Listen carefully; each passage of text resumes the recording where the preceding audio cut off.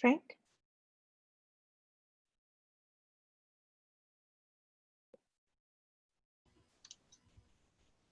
Is that you, Michelle? It is. I got it to work. Good. All right. Well, Sorry it's all about right. all that. Hey, it's life. Trust Okay. me, as a speaker, this happens all the time. Okay, great. So I am going to share the intro slides, and then I can pass it over to you once we're done with that. Ready? Yeah, let me know. I should probably test my share screen too, just to make sure. Whenever you're ready. Sure. Here we go. Oh yeah, I see you. Great. Anyone who's just joining, we're going to start in just a few minutes. I need to change my trackpad batteries.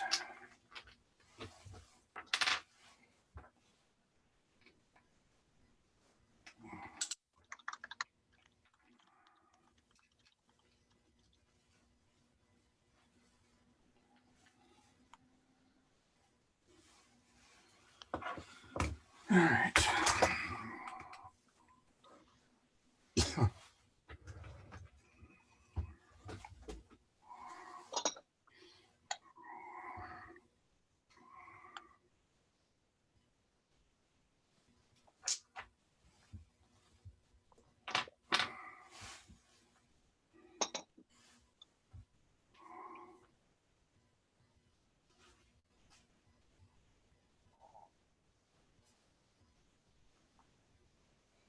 Okay. Do you want to try sharing your screen as well, or are you good? I can try that. I'm disabled. Oh, okay. So you need to make me a co-host or a host. Oh, there you go. Okay. Here, you are now co-host. All right. Continue. And where is Safari? Come on, machine. There it is. All right, you should be able to see a water meter. Yep. Okay, I'll stop sharing and you got it back. All right. Amazing. Thank you.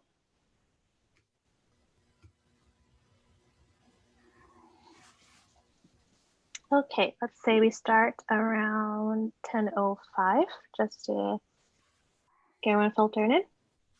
You're the boss. I'm just the dancing monkey. You're more than that, but yes, okay. Anyone who's just joining, we'll start in just a few minutes around 10:05. So sit back, get your Halloween candy, and start shortly.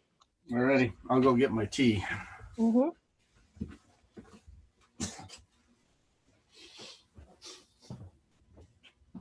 Are you in, Chris? All right.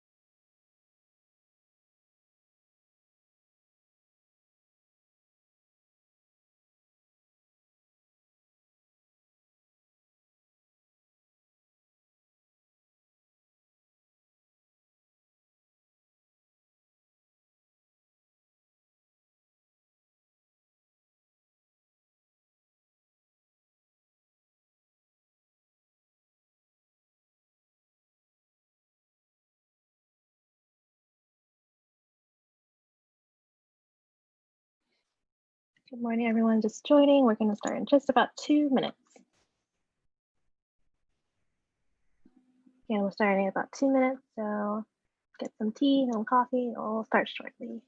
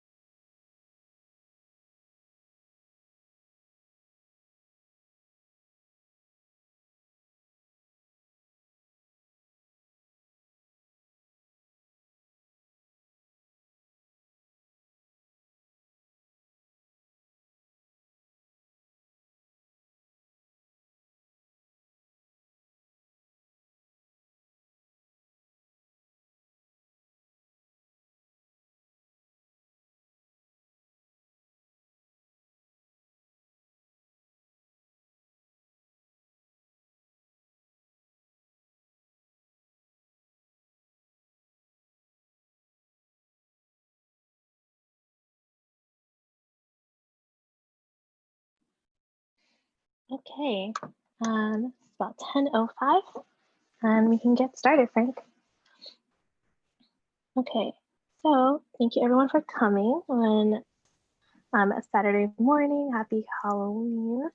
Today we're going to talk about maintaining water-efficient gardens and how to detect irrigation leaks in your irrigation system. So,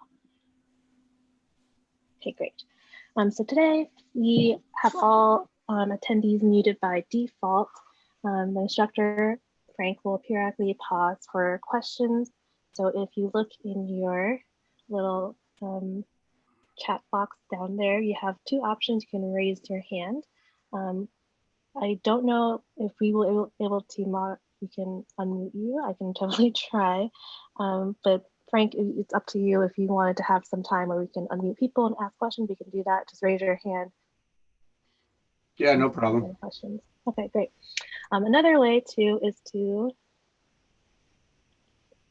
click that little Q&A button there. And I will be monitoring this box for any questions that you can enter in. And whenever Frank has time to pause and ask for questions, I can read off your questions and we can answer them live as well. Additionally, if there are any questions that maybe Frank mentioned a website or anything and you missed it, you can also just type it in, where was that? And I can answer that and type it in for you. And also this webinar will be recorded and made available online after this is over. The link should be emailed to you and also on the BOSCA's website. So BOSCA is hosting this webinar and series of these webinars for landscaping classes and sustainable landscaping classes. BOSCA represents 26 water agencies in cities, districts, and water companies that purchase from the San Francisco Regional Water System, including the city of Hayward. It includes member agencies that provide water up to 1.8 million people, over 40,000 businesses, and community organizations in Alameda County, Santa Clara County, and San Mateo counties.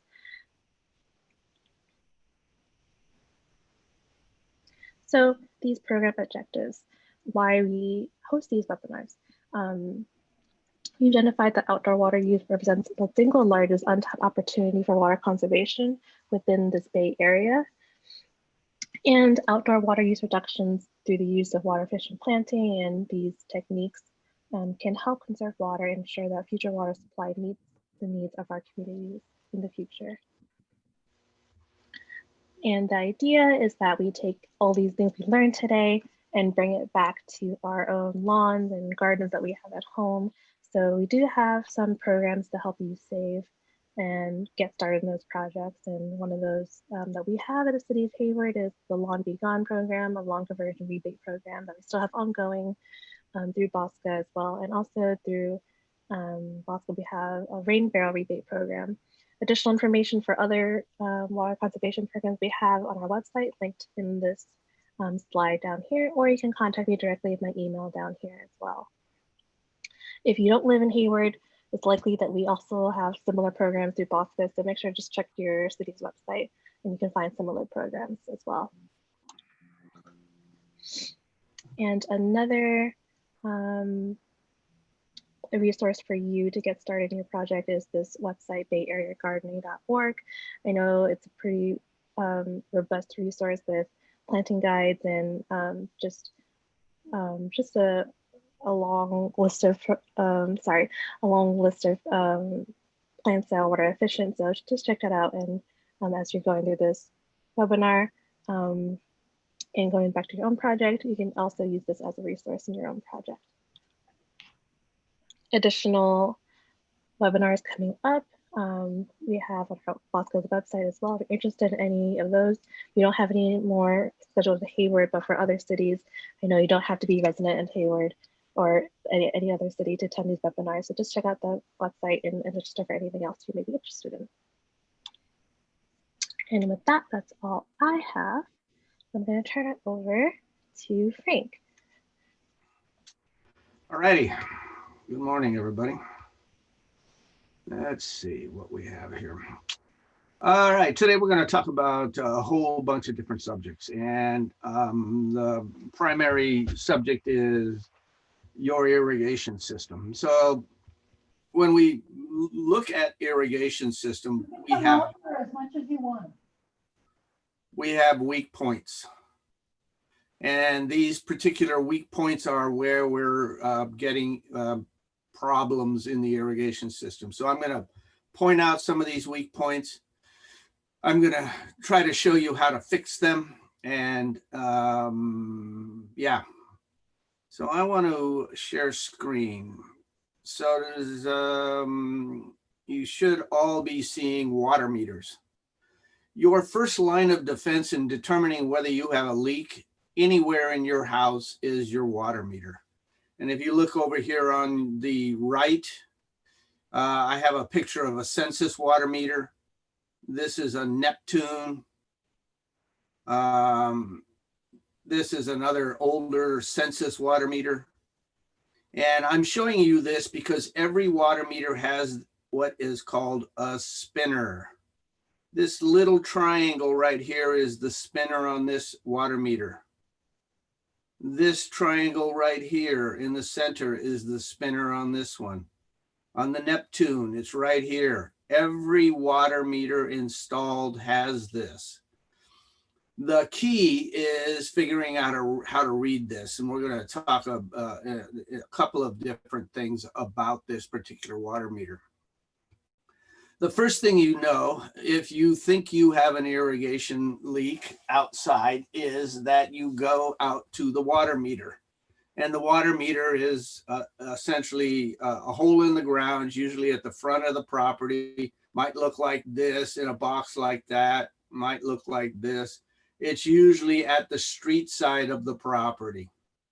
And you pop the box open and open up the water meter, and you'll see the spinners inside of that particular water meter. So this is what you do. You go into your house and you make sure that nobody is using water inside of your house. And then you go outside, pop the top on your water meter and look at this spinner. If this thing is moving, you've got a leak and you need to figure out where that leak is. If you think the leak is in your irrigation system, the absolute first place to look is right here. This is the weak spot of any irrigation system. The valves, and they come in all types of different shapes, sizes, colors. Now I'm going to give you a hint about valves. Don't buy cheap. I'm going to repeat that. Don't buy cheap. Did everybody hear that? Cheap is not good. It's like buying a car that is cheap, but you only get 1 mile per gallon. That's your first hint. Your second hint, don't buy at big box. You know who I mean. They wear the orange aprons. They have a specific irrigation designation called CRAP. Crap. They sell CRAP. Those in the irrigation industry know what it is. And they actually really like that because they put big box on their Christmas card list because big box makes irrigation professionals lots of money because we have to go out and fix the stuff that big box sells. So where do I get my stuff, Frank? Well, I'm going to tell you. Ewing Irrigation, Site One, Horizon, John Deere, Lane Irrigation. You want to go where the professionals go. And I'll tell you why you want to go where the professionals go. Landscape contractors and irrigation specialists hate callbacks. We want to go in there, fix it, get paid, and get out because we have another job to do. Irrigation professionals are one of the highest paid in the industry. Almost double of what a regular worker bee makes is the irrigation techs. And when we get out there, we usually find a mess, improperly installed, wrong valves, wrong everything. And it's up to us to fix it. It's not if these might leak, it's when they will leak. They will leak. No doubt, no doubt. And it's easy to tell when you come onto a job site as to whether it is properly installed. If I come to a job site and I see 5 or 10 of these valves on the right side, all sticking up out of the ground, I know it was not properly installed. These are plastic. They're subject to UV breakdown. In other words, that big yellow thing up in the sky eats these for lunch. If you have over 5 valves, you should have them installed in the ground in a box, and you should have a backflow device installed. And that's one of the ways that professionals can tell that this was not done correctly. So when we look at a valve, there's a couple of things we need to understand about the valve. Oh, by the way, if you do happen to go into these stores that I mentioned, Ewing, Lane, Horizon, Site One, you need to go when the contractors are not there. Because if you walk in and the store is full of contractors, they are going to ignore you. You're a homeowner. You're a one-off. My company, when I had my company, I was paying $10,000 to $20,000 a month to these guys. I walk in, they give me the donuts, the hot dogs. They take care of me. They're going to ignore you. Sorry, that's just the way it is. So you want to go when the contractors are not there. The contractors are there early in the morning, loading up for the day. They're also there at noon. Don't go during those times. You want to go about 9:30, 10 o'clock. Between 10 and 11 is a pretty good time because there's not a lot of contractors in there. You might have a few, but not very many. In the afternoon, you want to go after 1:30. The contractors come back around 4 because they need to load up for tomorrow. So you don't want to go to these stores when the contractor's there. The counter guys are going to ignore you. That's just the way it is. They're more than happy to help you if you're there during the off times. But I can guarantee you that if there's contractors in there, they want the contractor's money, not yours, because you're one off. You're buying onesies and twosies, and that's not going to keep them in business. So that's another little hint about getting the proper tools and the proper gear. So this type of valve is called a jar top. It will leak. This will not work with a drip system, and I'm going to tell you guys why in just a minute. This one is a manual jar top. It will leak. Not it might leak, it will leak. Let's see, what am I looking for? This is another one. This will leak.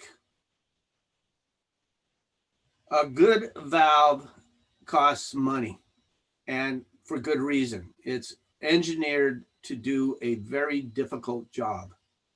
When we look at a valve, there's a couple of components that I want to talk about. I'm going to come off this so that you can see me. So this is a valve.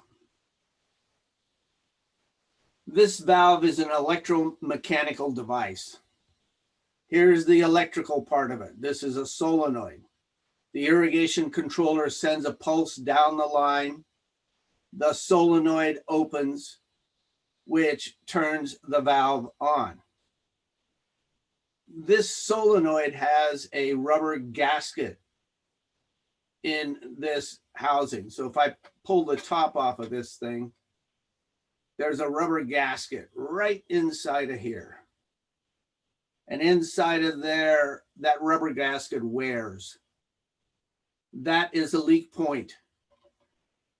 If the solenoid is slightly undone, the valve is partially on.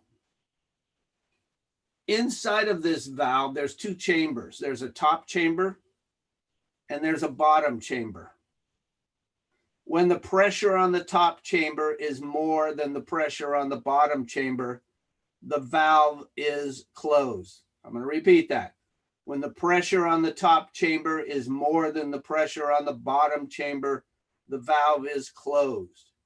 When the solenoid comes on, water bleeds out of the top chamber into the outlet side of the valve, which is right here, which causes the pressure on the top chamber to decrease, which means that the bottom chamber has more pressure now and water flows. That's essentially the electromechanical workings of a valve. That's important to know, because inside of that valve, if I take the top off my valve, I have this. This is what keeps the valve working. So when the pressure on the top of the valve is more than the pressure on the bottom, this thing seats, and it's called a valve seat. When the pressure on the top decreases, this thing pops up, just like this. So it pops up. And then when the pressure decreases, it pops down. It pops up, it pops down, it pops up, 100 times. And what happens to it? Well, it develops a hole. Every kid out there has taken a piece of wire and the wire breaks. It's the same with this diaphragm. Up, down, up, down, up, down, up, down. Eventually it wears a hole in it. This one has a hole in it. I don't know where you can see it, but it's right here. So what happens when it has a hole in it? Well, it means that the top pressure is less than the bottom, and this thing will leak or stick on, one or the other. If it's a tiny little hole, it will leak just slightly. If it's a big hole, it'll stick on. So when we talk about valves,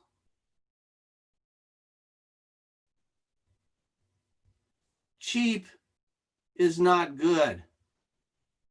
These diaphragms need to last quite some time. Let's see if I find, yeah. So here's the inside of a valve. That diaphragm is right here. And if you have a cheap valve, that diaphragm is going to break down quicker. If you have valves that are sitting above ground, like this one, that diaphragm is going to break down quicker. It's subject to UV light. It's heating up. It's in an adverse environment. So it's going to break down quicker. So when we look at valves, we need to understand that there are certain specifications for valves. I'm looking for something specific. Here we go. This is a rainbird, and it's called a T-Boss. It has certain specifications to it. So it says it's a 3/4 inch low flow drip irrigation valve with a T-Boss DC latching solenoid. The most important words are low flow drip irrigation valve. This is not a low flow drip irrigation valve. This is not a low flow drip irrigation valve. When we work with valves, they have certain characteristics. And you can find the characteristics in the specification sheets. So if I came to this Hunter site and I looked at the specifications, this is a low flow valve, 0.2 to 40 gallons per minute. When we talk about drip valves work in gallons per hour. This valve is designed to work in gallons per minute. It may work for some time on an irrigation system, but eventually, as this system wears out, it will no longer work for a drip or, for that matter, a regular spray irrigation system, because the flow characteristics are too high, not to turn it on, to turn it off. So it leaks. Big problem. So these are cheapy valves, about 18, 20 bucks. You get a good valve. Oh, by the way, this is what I'm talking about. If I show up on a job site and I see something like this, I know I'm going to make a lot of money, because this one is improperly installed, poorly installed. The valves are too close together for one thing.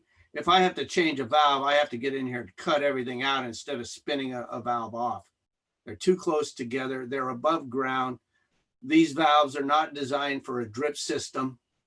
In all probability, they have the wrong wire connectors on this. I mean, this is Christmas card time for me. Whoever installed this, I need to know their name so I could send them a Christmas card, because I'm going to make some money off this character. So that's what we called it in the industry, Christmas card time. This is what you should be seeing out there. And this is this is 5 valves. If you see over 5 valves, it should be in the ground like this with a backflow device. This is a properly installed irrigation valve. Gravel in the bottom to keep the gophers from coming up and messing with it. And then there's a backflow device, and I'll show you what a backflow device is in just a minute. But this is a properly installed irrigation system. I'm not going to be sending this guy a Christmas card. His loss. So this is typically what you'll see in a properly installed valve box. Or this. In-ground valves last way longer than above ground valves. This is a beautiful installation. Look at that pipe work. I mean, that's just heaven. Whoever did this just knew how to plumb. This guy wouldn't be getting a Christmas card from me. Or if he is, he's going to get a small Christmas card. So when we look at irrigation systems and we look at the characteristics of valves, we need to understand that finding how to detect a leak is really difficult. And I'm going to show you how difficult it is. Let me find, I have a box of stuff here, so I have to find something in here. Or did I pull it out already?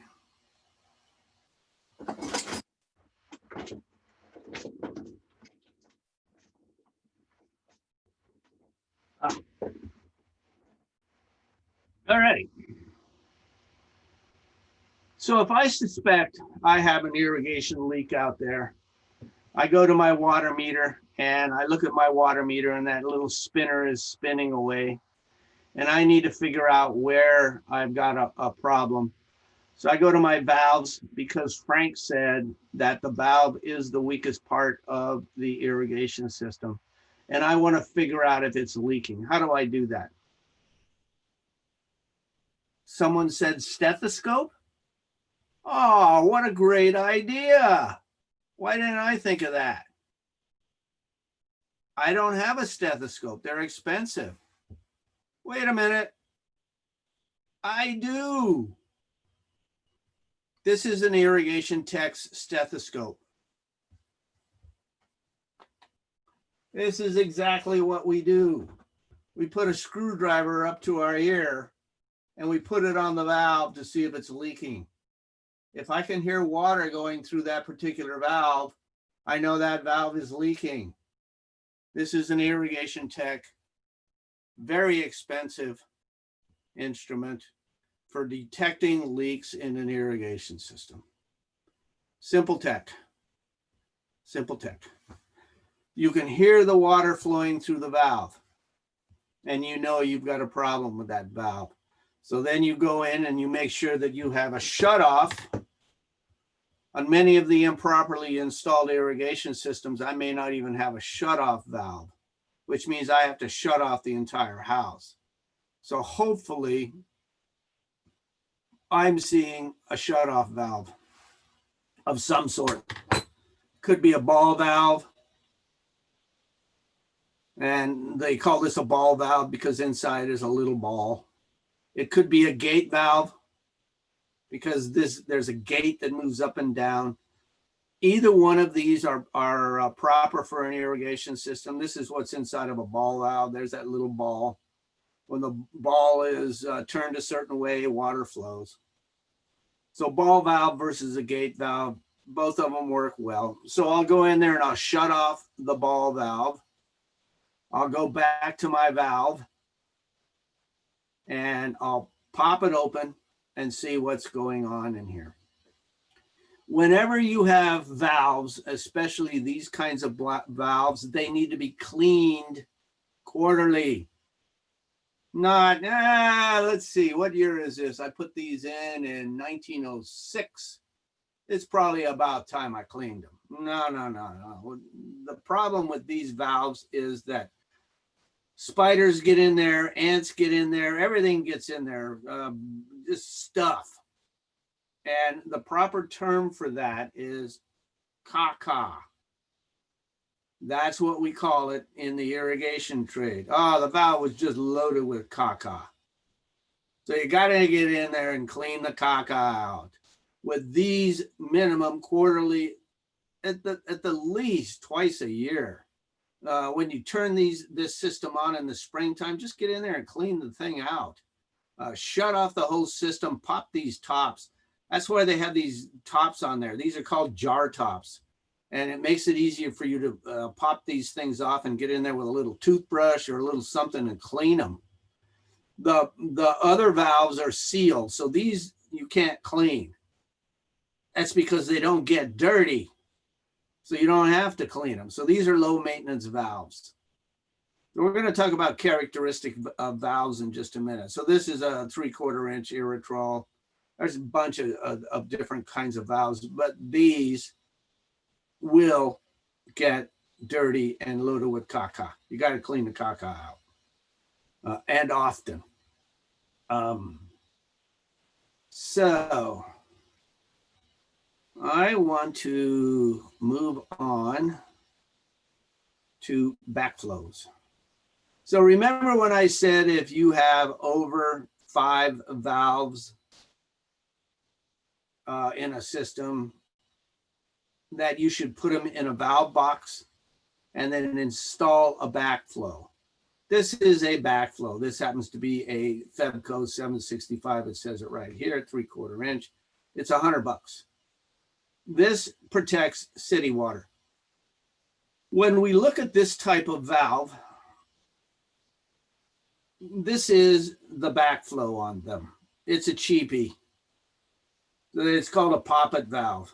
And when water flows through here, there's a valve that pops up, lets the water flow out. This is the outlet side right here. And then when the water shuts off, this Poppet valve drops down. This is where most of them leak. Here and back here is where they mostly leak because of this Poppet valve. The system, if you've got more than 5 in a line, and somewhere in here I saw one that was indicative of a whole bunch of valves in a line. I think you guys remember that. Well, when you have that, then you have to put in a backflow device. This is the Poppet valve here. The reason that you put this in is that it's going to allow you to put valves in the ground. When you have this type of system or this type of system and they're above ground, these by law have to be 12 inches higher than the highest irrigation head.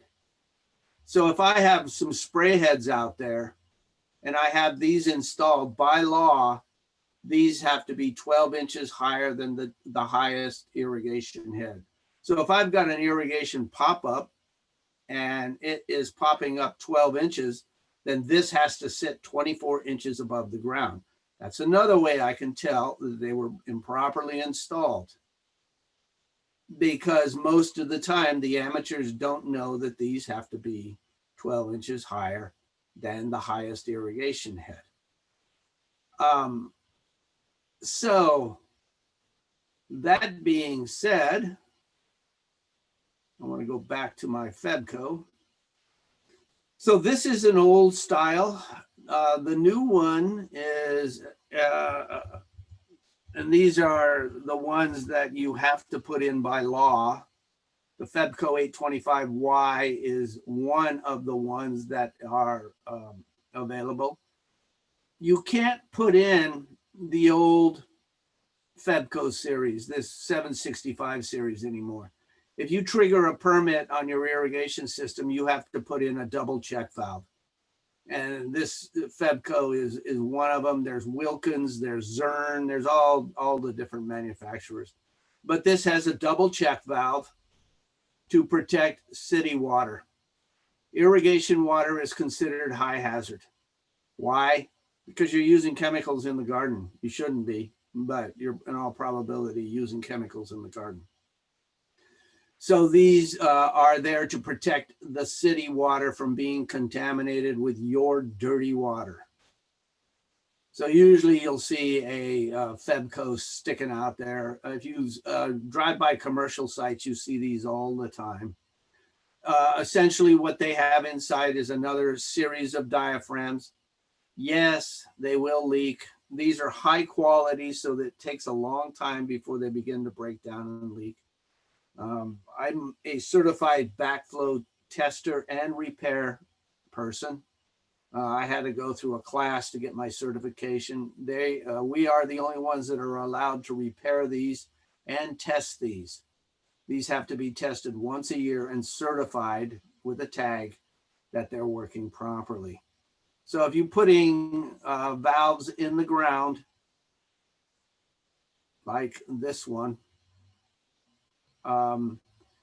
you need to have a backflow device, because if you put this in the ground without a backflow device, it's an illegal installation. Christmas card time again.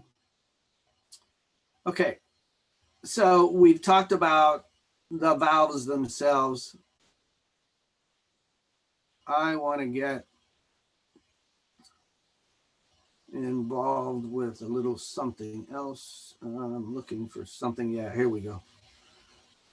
So this is, okay.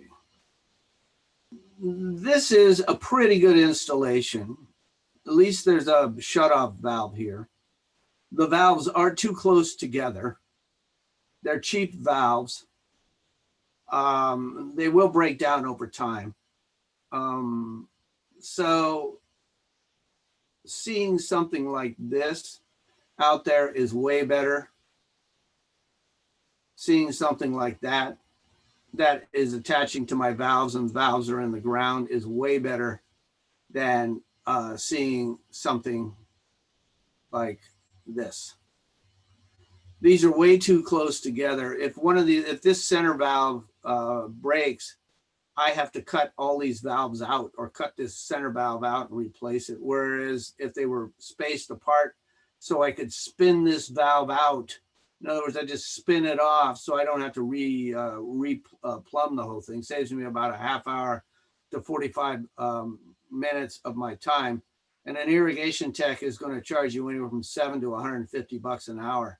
So if you can save $75 on this because it was properly installed, then you want to get it properly installed. When we look at the characteristics of a valve, this is not made for drip. The characteristics are for gallons per minute, not gallons per hour. If I were to look at, I'm looking for something specific. This is a Hunter valve, and it's a drip control zone kit. You can buy this exactly like it looks. This is the proper way to install a drip valve. There is a filter. This is about 120 to 150 micron mesh filter, because the water we have in our area has a lot of particulate matter in it. There's pieces of rust, there's soil, there's little chunks of rock, there's bugs, all types of things that get into these valve systems. So you want a filter on there, and you want a good filter. Don't buy a cheapy filter. A good filter is going to cost you anywhere from 30 to 50 bucks. If this thing clogs, well, your system will no longer work, and they can clog. I've seen some filters that were so bad that we had to completely replace them. Luckily, you can take this apart, and I'm going to show you in a minute how to do that, and clean them out with a toothbrush and or replace them. This is a pressure reducer. Most houses have a pressure of anywhere from 50 to 120 PSI coming into the house. Drip systems work on low PSI, anywhere from 25 to 40 PSI is where your drip system will work. So you do need a pressure reducer. You need a good one. A cheap pressure reducer will clog.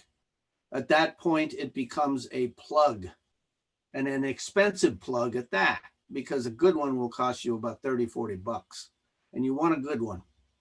As I said, the heart of the irrigation system is right here. The valve, if you're doing a drip system, it is the filter and then the pressure regulator. When we look at this particular system, yeah, there's the 150 mesh micron filter. It's an anti-siphon valve, pressure regulation anywhere from 25 to 40 PSI. The flow characteristics are key, because you want this thing to shut off. The problem with most valves is they're not designed to work with a drip system. These are not designed to work with a drip system.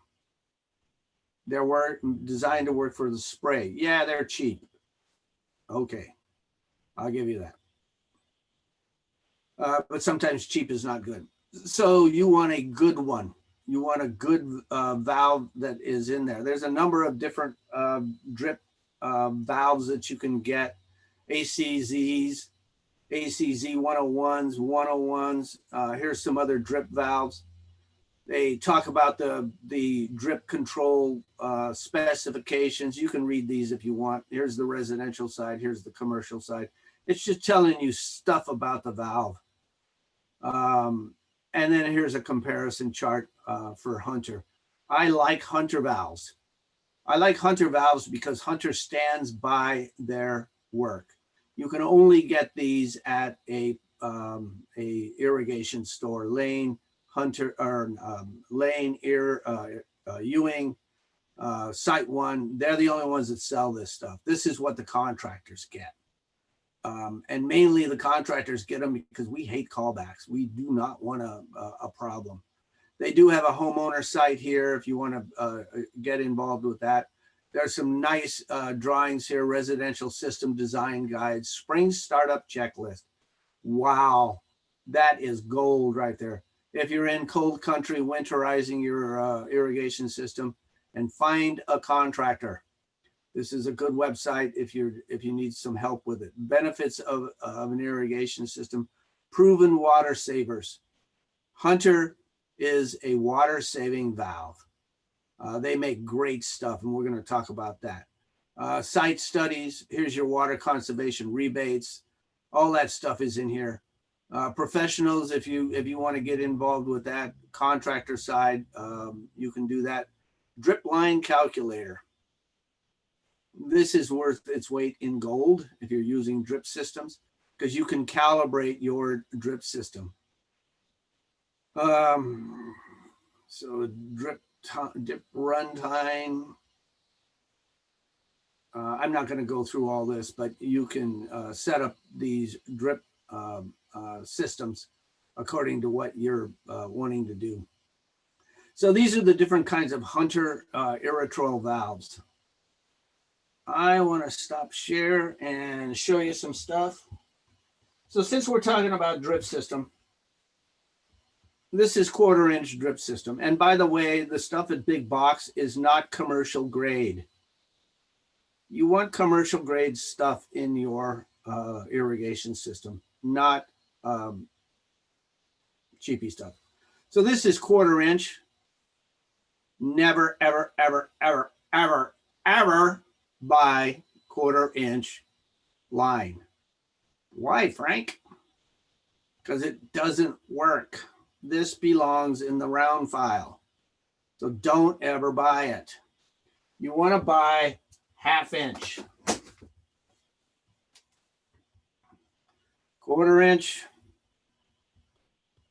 1/2 inch. It's actually 17 mil, but we're not going to quibble about that. Now, this happens to be a Netafim system, Netafin. And Netafim makes the best drip in the world. Absolutely, bar none. It's the only drip stuff that I use. I've had mine at my house 15 years. I've never had a problem. So when we're looking at a Netafim system and we're looking at stopping leaks, I have a real issue with this. This is black pipe. This is brown line. And I'm going to give you the technical name of that in just a minute. Never mix black with brown. You can buy this at the professional irrigation stores. Yeah, you can. And you can get the fittings on here. But this is going to blow out right here. You always use brown line to brown line. So this black line has no emitters in it. It's called distribution tubing. When we look at the Netafim stuff, Netafim has, let me pull up the website, Netafim, and I'll get it to you in just a minute. There we go. So Netafim has these 17 mil distribution line, and it also has lines with emitters in it. Here is the emitter. When you're buying Netafim systems, there are emitters every 12 inches on this one. So there's a emitter here, emitter here. The distance between them is 12 inches. This particular emitter puts out 0.9 gallons per hour. Per hour. 0.9. And let's just say 1 gallon per hour, just because it makes it easier to calibrate it. So when we're looking at a Netafim system, if I've got 200 of these, that means I'm putting out 200 gallons per hour, which means how much is that per minute? Well, that's a pretty easy calculation. So if I go 200 and divide that by 60, I'm putting out 3 gallons per minute. That's one of the reasons that a lot of those cheapy valves will not shut off, because the flow is not enough to shut the valve off. And that's why you don't buy the cheapy valves. So putting this together, and I'm going to share screen with you and go to the Netafim website and talk about this. Yeah, I'll bet you have a better website for me. I want to talk about Netafim. So this is where Netafim started.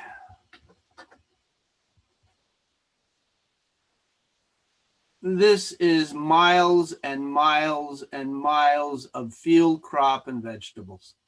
Netafim was developed to grow vegetables. In terms of us, we can build Netafim systems with drip irrigation for our home projects. This is all farmer stuff. I'm going to go back and I'm going to drop into a homeowner site. Yeah, amazing stuff here.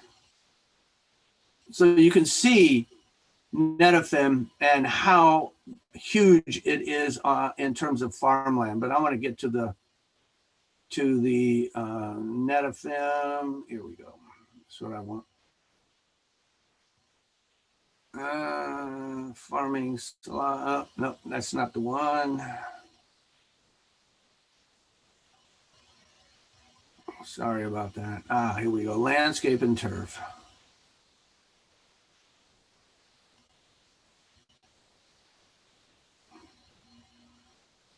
I'm going to go to the landscape and turf.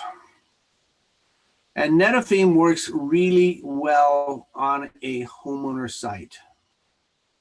They'll teach you how to design it and install it. So this is a typical Netafim site, and they say reduce your water by 70%. They're not kidding. Netafim will reduce your water use by 70%. Come on, let's load. Oh, I don't want a YouTube video. Well, maybe I do. Let's see how long this is. Oh yeah, 4 minutes, it works.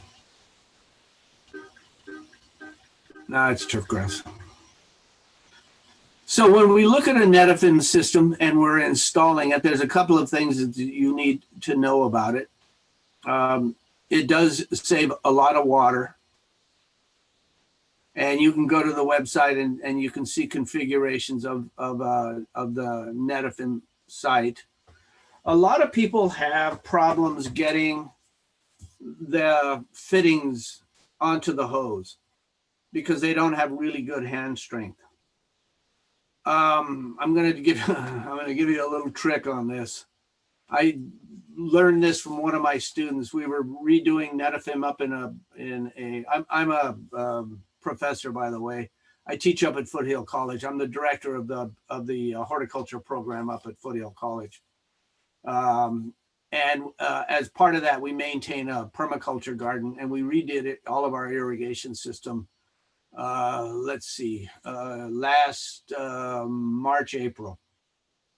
In other words, we ripped out a system that wasn't properly installed, and I worked with my students to design and install the irrigation system. Our permaculture garden is somewhat famous in that a lot of the school people come by just to see what we're growing. We do a lot of teaching up in that permaculture garden, a lot of veggies, a lot of stuff, and it's all ran by drip, and it's all maintained by students. I'm just there as to kind of get in their way, essentially. So when we redid our irrigation system, many of our students were having a hard time putting these connectors onto the hose. It's difficult. Many of our students don't have strong hands. I happen to have a good, strong Popeye arm that I've been working for a long time, since I was 12. And so I'm able to get these suckers on. One of my students surprised me one day. She came by, she was running the irrigation installation on this particular project. Her name was Katie. And she did all the design work. She did all the flow calculations. She did the whole thing. And so we ordered material based on what she wanted. And she showed up with these tubes of KY jelly. I had never heard of that. You put a little KY jelly on these particular fittings and the hose goes right on. KY jelly is also water soluble, so that when you turn on the irrigation system, it washes away. Genius. It was genius. I had never heard of that. And I've been doing this a long time. So if you do have some problems getting these fittings on here, KY jelly. Never use black pipe with brown line. And by the way, this line is called Tech Line CV. That's the proper name for this type of drip system. The one with the holes in it is called Tech Line CV. Tech Line CV comes in a number of different configurations. You can get low flow, real low flow, 0.6 gallons per minute, 0.9 gallons per minute, and then 1.5 gallons per minute. Where would I use these applications? Depends on my soil type. If I'm in a sand type soil in our area, Sand Hill Road. Why do they call it Sand Hill Road? Well, because the soil up on Sand Hill Road is sandy. I would use Tech Line in that particular area with a higher flow characteristic than if I'm working in a clay soil down in Palo Alto. I would use a 0.9 or a 0.6 gallons per hour flow characteristics on these. If you do put brown line to black line, it's going to break here. It's going to leak. Absolutely, it's going to leak. So I want to change gears a little bit and talk about managing water on a particular site. Hey, Frank, would now be a good time to answer some questions? Yeah, sure. Go ahead. Okay, we have a few. One person asked you, do you have a list of good irrigation manufacturers? Do I have a list? Well, Hunter is a really good one. They're one of the best. Rainbird, I think it would be number 2. Toro is number 3. But Hunter by far and away has got everybody beat. Hunter is a family-owned business. The Hunter family still owns it. The reason that I really like them is because they do stand by their product. They have service reps in the San Francisco Bay Area. In fact, one of them just came to my class last week and she talked to my students for an hour about products. So I like Hunter a lot. If ever I've had a technical problem with Hunter, I can call somebody and they're going to help me out. So that's why I like Hunter a lot. Okay. And then of course, Netafim is by far and away the best drip. Even though Hunter does have a drip, by the way, I like the Netafim system better than Hunter. Go ahead, Michelle. Okay, we have another question asking why does the jar top valve leak? They break down under a UV light, especially if they're installed above ground. A lot of particulate matter gets in there, the dirty water, and eventually wears that valve down. The plastic is not as solid as a valve made properly. The valve is thin. It's cheap. It's $20 for the valve versus $60 to $120 for a good valve. If it's the heart of your system, you want a good valve. I've got valves out in my garden that are 20 years old. I've never touched them. I don't have to do anything to them. Nothing. Never had a leak problem. Never had any issue with them. They're Hunter valves. So it's a matter of, do you want a valve that's going to give you 5 to 10 years, or do you want something that's going to give you 30 years? You got to pay to play. All right.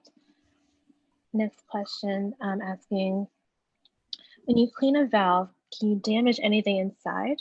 Yes. Can you use things like cloth, terry cloth, toothbrush, or hose sprinklers?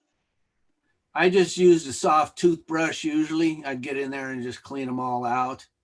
When you open up a valve, you want to make sure you capture all the parts. There's a spring in there that everybody loses because they pull that top off and the spring disappears.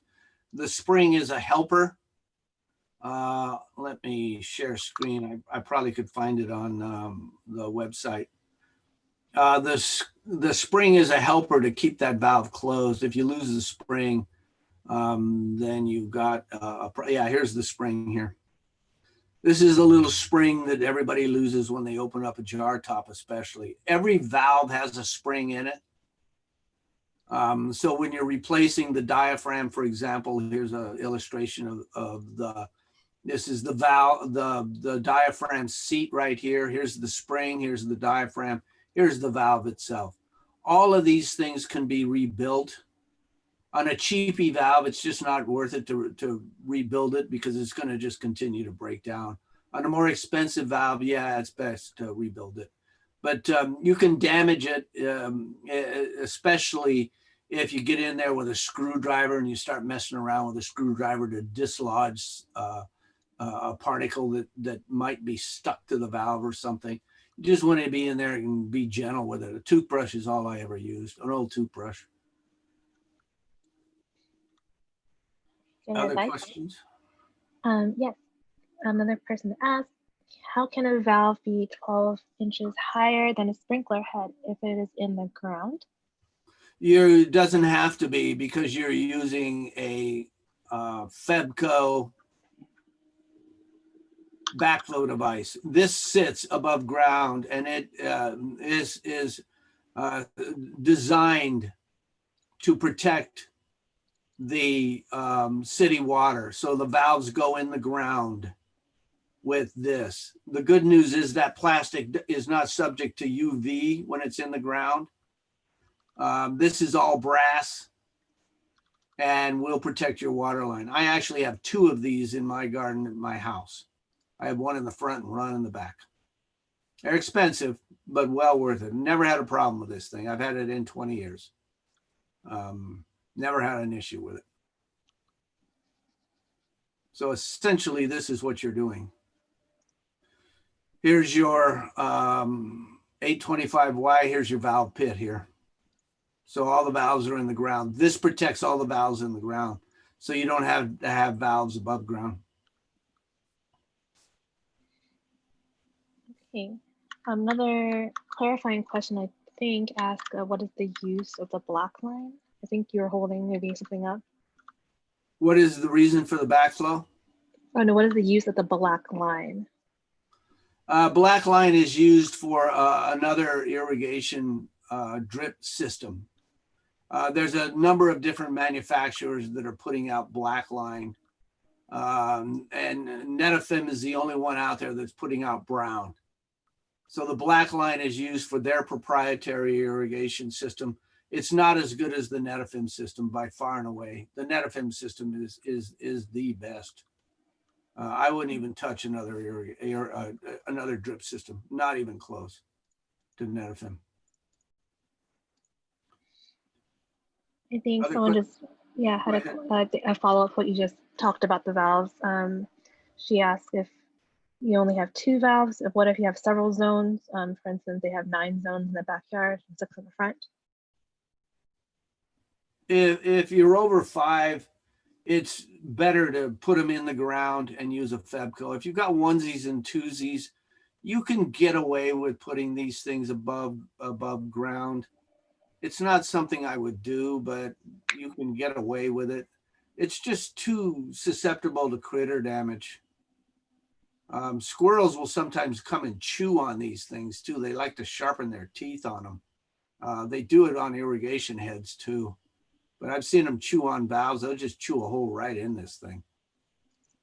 So, other questions? Yes, someone asked, changing from a sprinkler system to a drip system, do you need to change the valves? Depends on the type of valve that you have. If you have these types of valves, they might work for a while, but eventually they're going to leak. You want to look at the characteristics of the valves and make sure that you've got a drip valve. The drip valves are specifically designed for drip systems. So you can actually ask the manufacturers, or if you go to one of the professional irrigation houses, they'll tell you which ones are the best for drip systems. Hunter makes one, Rainbird makes one, Irritrol makes one, but Irritrol stuff is a little on the cheapy side.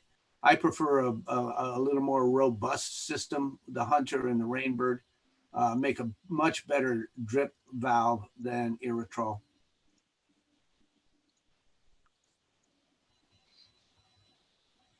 Okay, and then one last, I think, clarifying question, is Irritrol a valve company? Yeah, Irritrol is a valve company. Okay. Yep. Okay, I think we'll just keep going, Frank. And any more questions, feel free to filter them in the Q&A section. We'll go over that later. Yeah, please do. Looking for something specific with Netafim. Let me see if I can find it. Let me go back to, yeah, here we go. So when we're doing a Netafim system, there's so many different ways to configure it. On a homeowner side, I mean, this is a professional installed for veggies using a Netafim system. I'm looking for a home garden.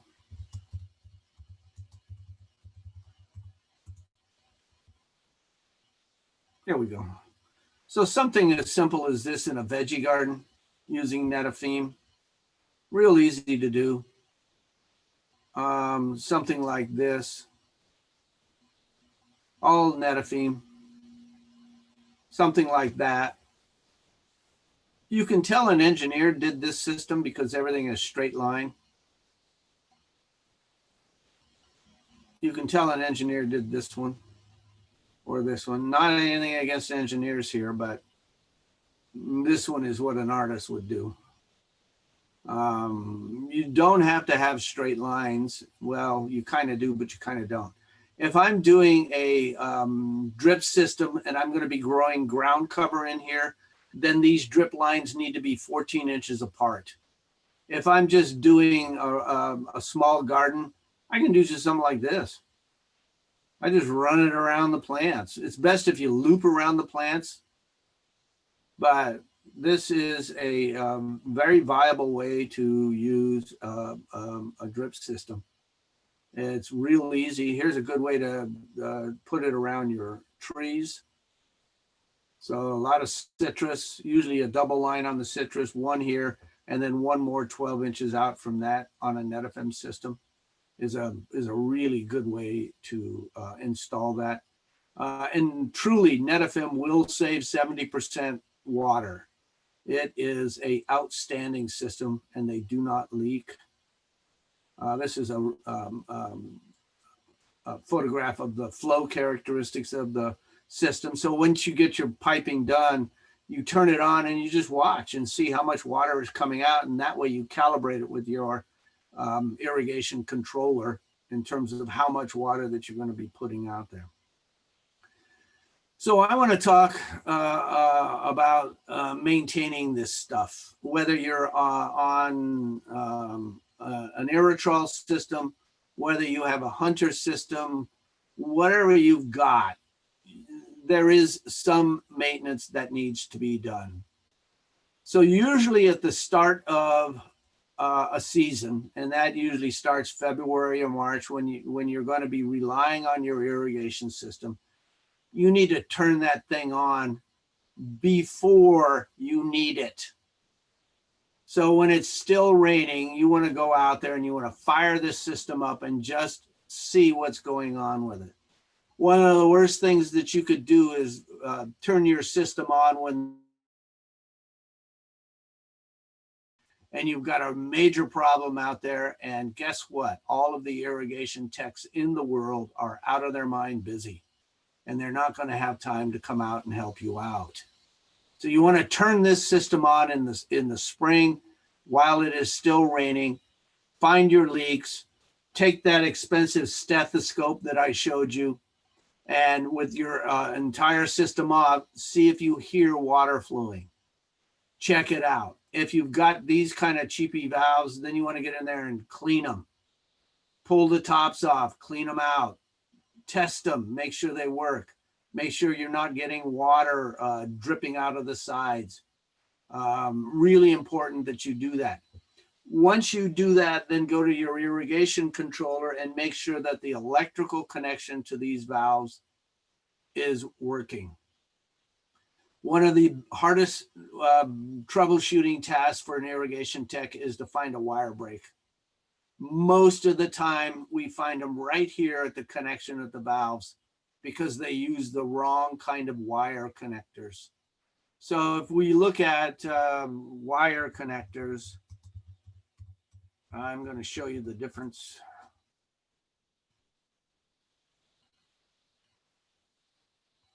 If you've got these,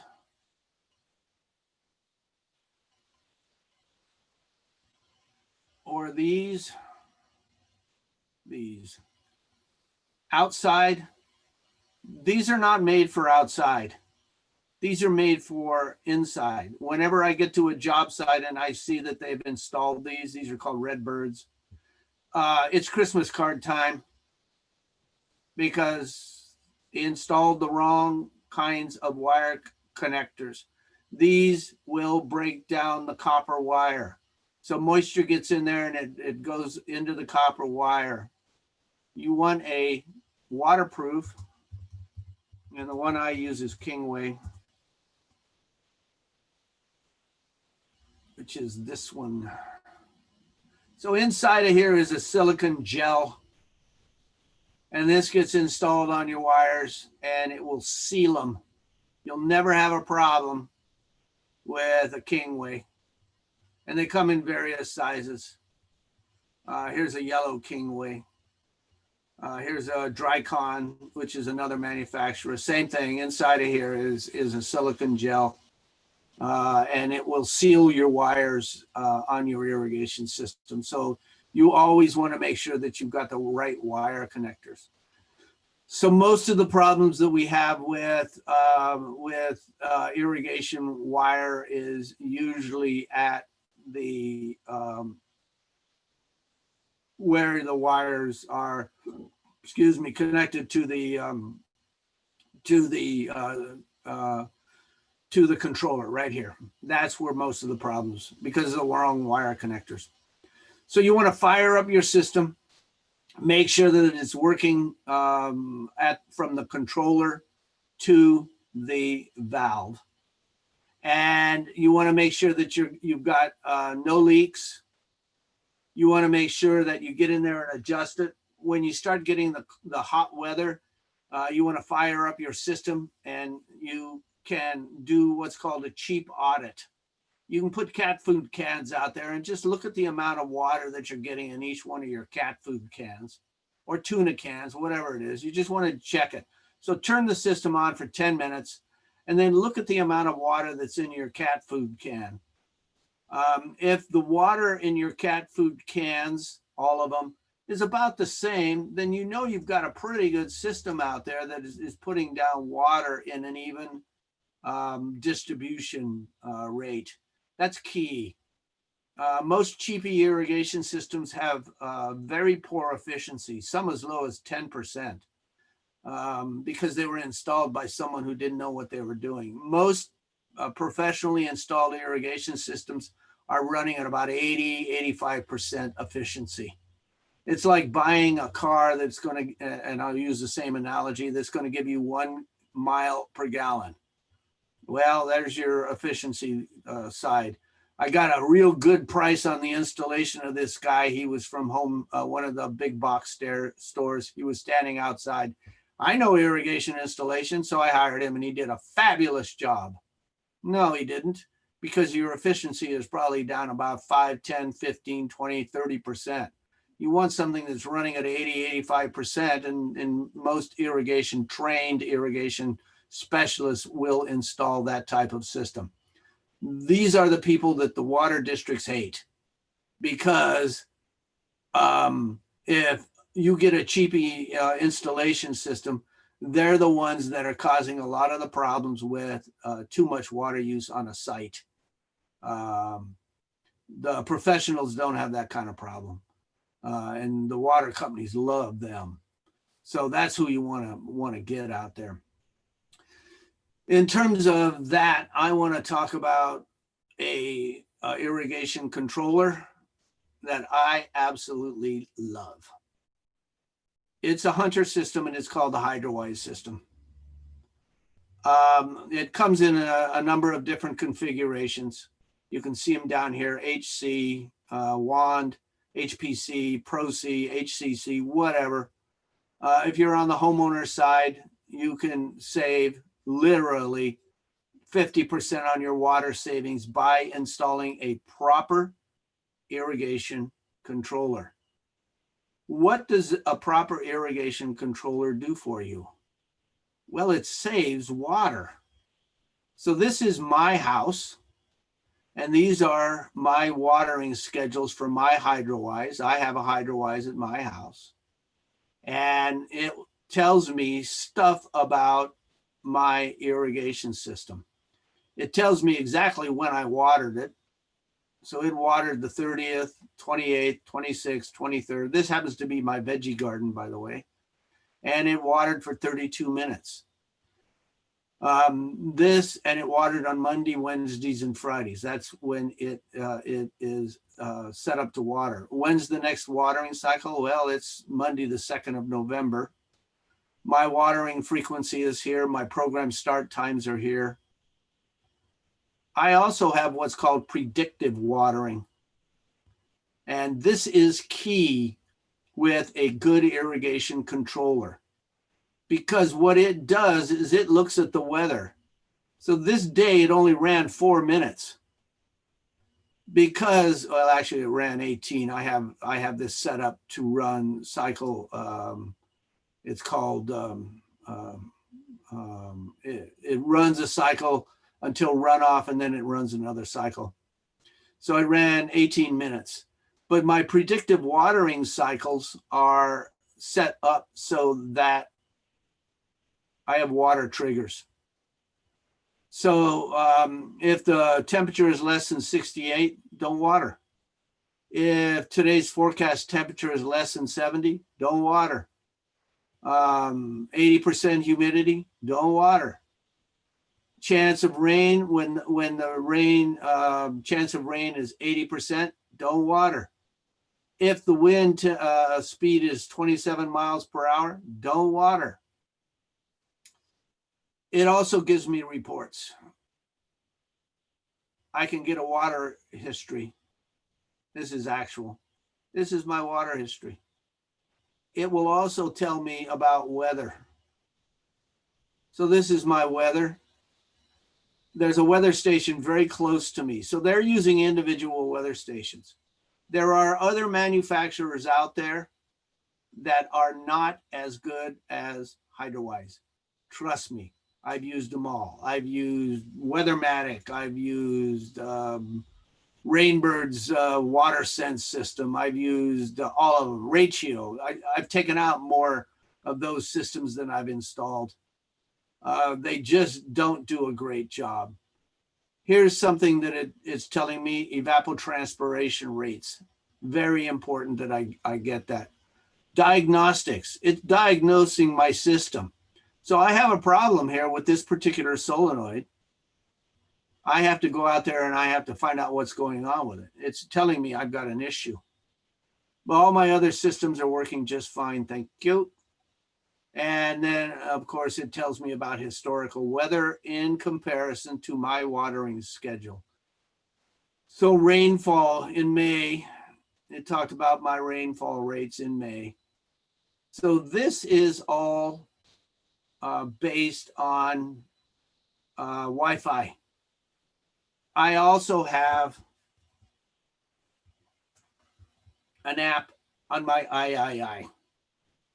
And I can go into my III and I could be on a beach in the Caribbean, and I can go to my III and I can look on my III and see exactly what my HydroWise did by looking at the app. All my reports are on here. I can also test my system with this. So I can go in there, beep, hit the button, and I can turn on a valve. I can run a test on it. So this is all of the HydroWise stuff that's coming up on my III. So I love the Hunter system, primarily because it is so versatile. As a contractor, we loved them because we were managing large homeowner estates, and we could sit in our office at the computer and find out what our client's water is doing. We tracked water. We were on a watering budget system where we tracked water. And so we were able to give our clients reports every month on exactly how much water they were using outside. We could also compare it to historical data, which is what the HydroWise will give me. And I can tell if I'm overwatering because the historical data is off. So questions, Michelle? Yeah, we have a few questions popped up.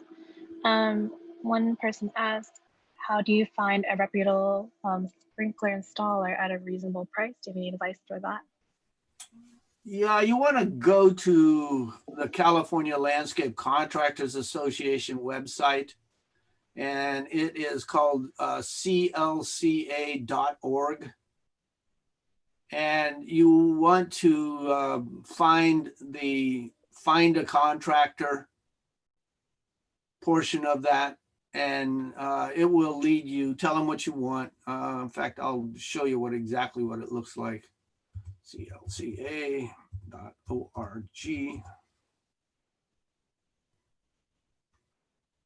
I'll share screen. So this is the California Landscape Contractors Association website, and you can go to consumer resources, find my contractor, and it's going to take you into a search. You can search for residential installations, small jobs.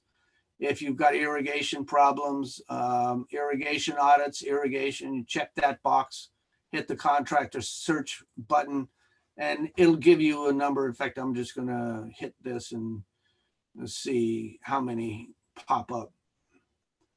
There you go. If I would have put in San Mateo, it would have given me everything in San Mateo, but you can see how many irrigation people are out there all over the place. There's probably 100 irrigation people on this particular site. So that answer your question? Okay. Another person asked, since we can't hire you, would you direct us to some reputable area specialists we can interview and have some faith in what they do? Well, yeah, go to the CLCA website and then check their references. You can check references. It's pretty simple. Yelp is pretty good, kind of. I'm not a big fan of Yelp, but it's okay. And you can always tell within the first 5 or 10 minutes whether this irrigation tech knows what they're doing or not. Irrigation is really hard. It's the hardest part of landscaping by far and away. That's why they get paid so much. Um, and you want to ask about their guarantee. If it's a tail light guarantee, when you see their tail lights going down the street, the guarantee ends. That you don't want that. You want to make sure that they're going to guarantee their work. That's usually a good sign of a good irrigation tech, because they don't want to come back. They hate callbacks.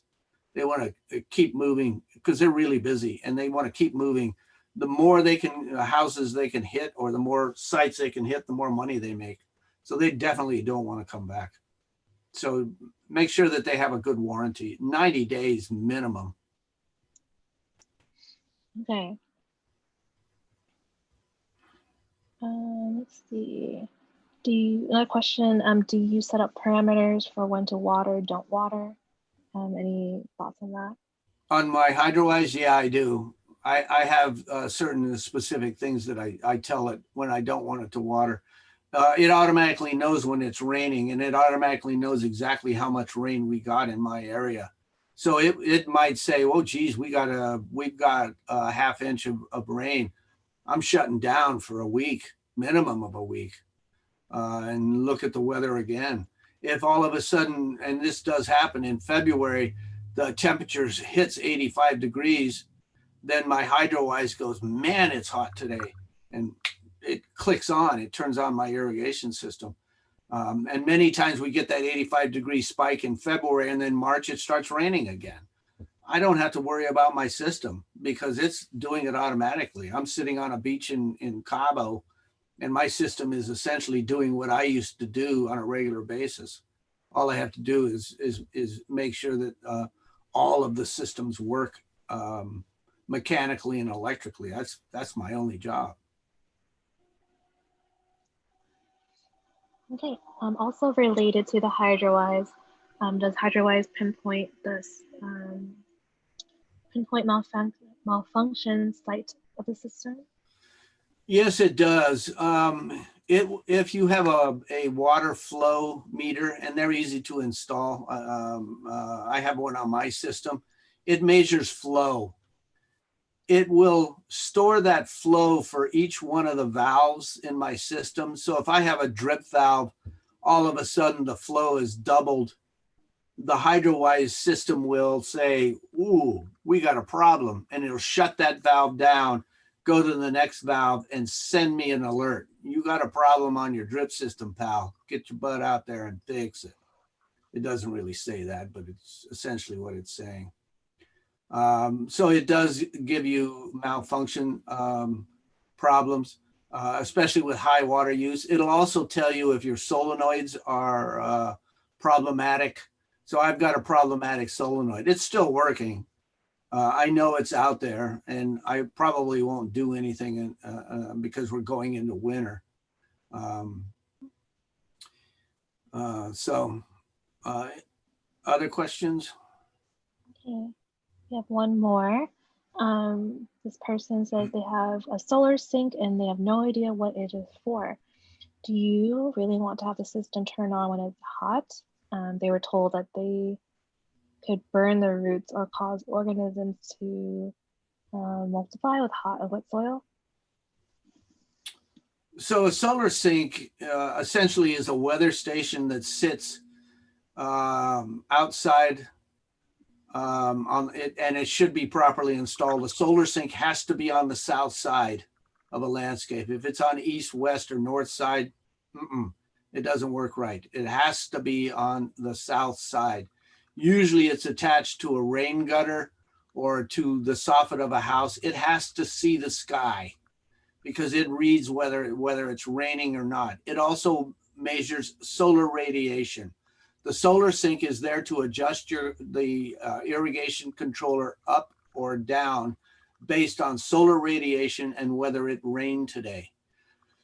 So there's a small computer in there. Inside of that computer are all of the algorithms for weather data for 40 years.